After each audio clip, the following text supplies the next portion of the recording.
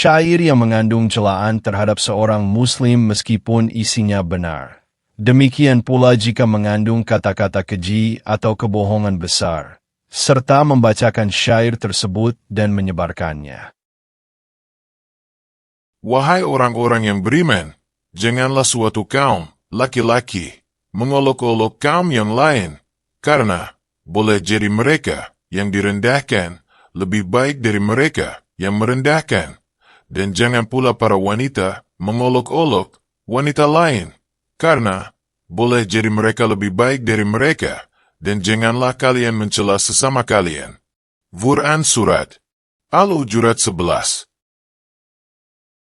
Sesungguhnya Allah telah mengharamkan atas kalian darah kalian, harta kalian, dan kehormatan kalian, sebagaimana sucinya, diharamkannya, hari ini, hari Arafah. Di bulan ini, bulan haram, bulan haji, di negeri ini, Makkah. Hadis riwayat Bukhari. Seorang Muslim pertandanya adalah orang yang kaum muslimin lain selamat dari gangguan lisan dan tangannya. Hadis riwayat Bukhari.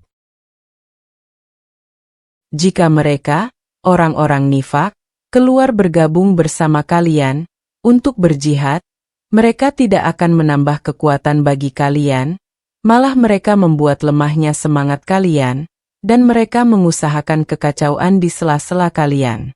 Quran Surat At-Taubah 47. Dan apabila datang kepada mereka suatu urusan keamanan atau ketakutan, mereka menyebarkannya. Quran Surat An-Nisa 83.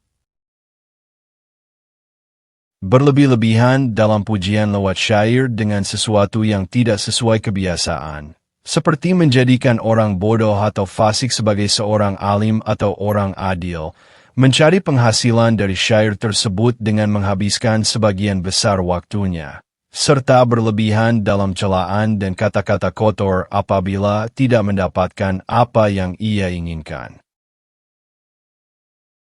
Niscaya lebih baik perut seseorang penuh dengan nanah yang merusak perutnya, daripada dia memenuhi dengan lagu. Hadis riwayat Bukhari.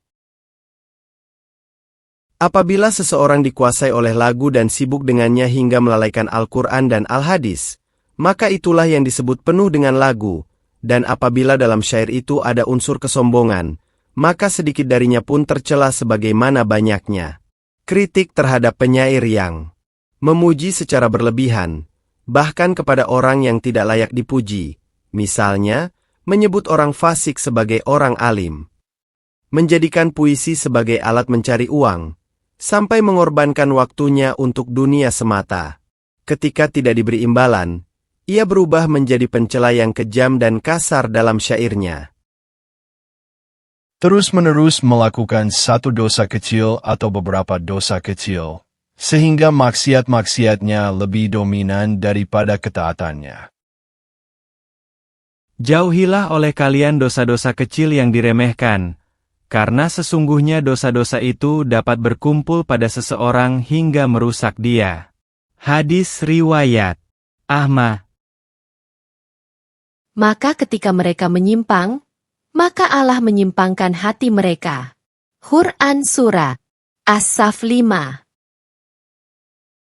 Bahkan, Allah memberi noda hitam atas hati mereka sebab dosa yang telah mereka kerjakan.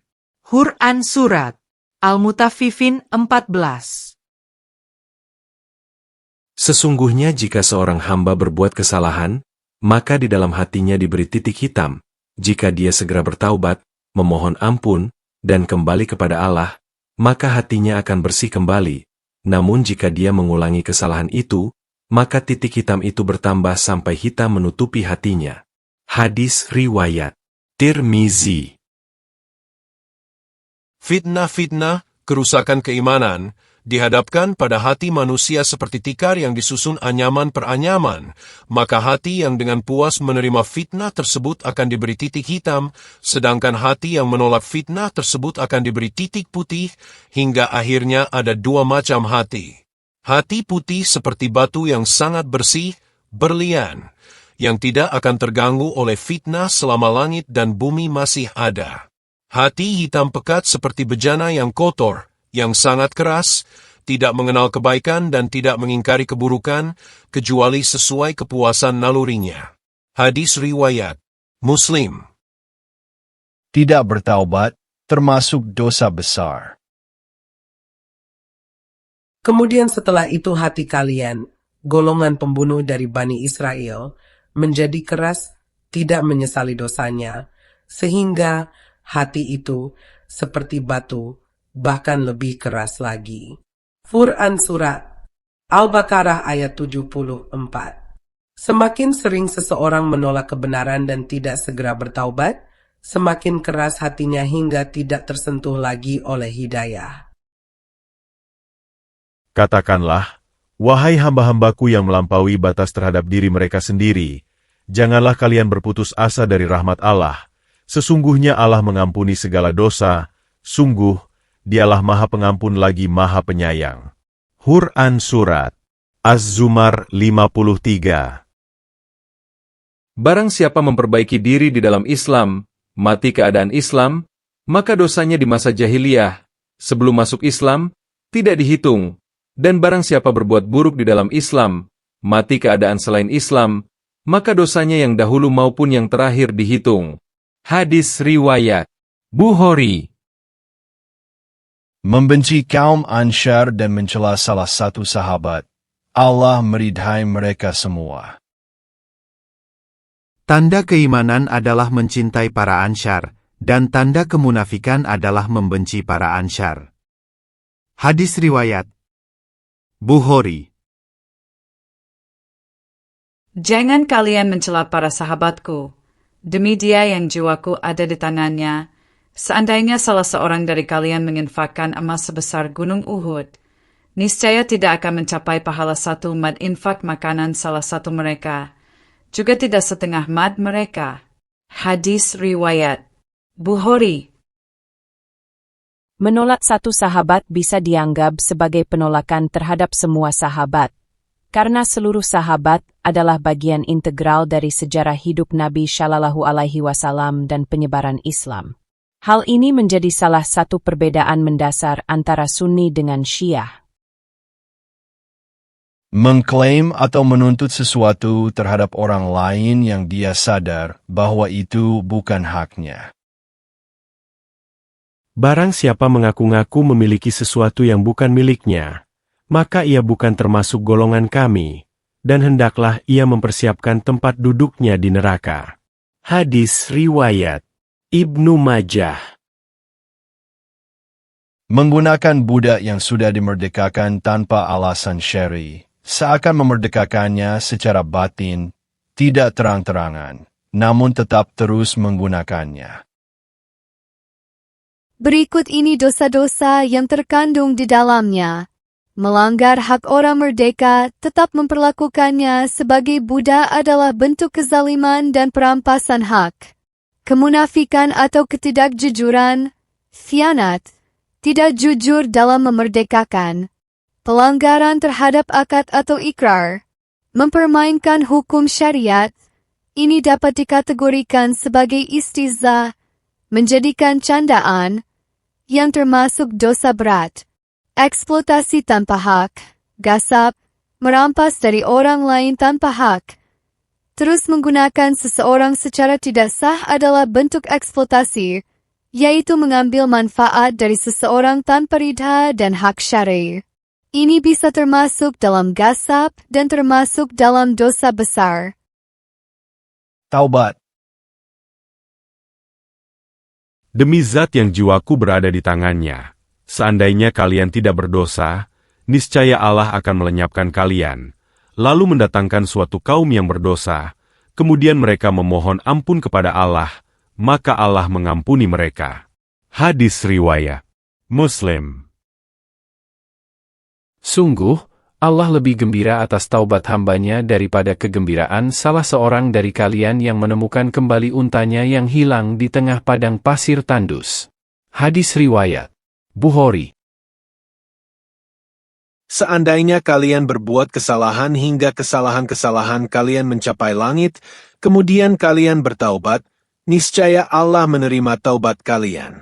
Hadis riwayat Ibnu Majah.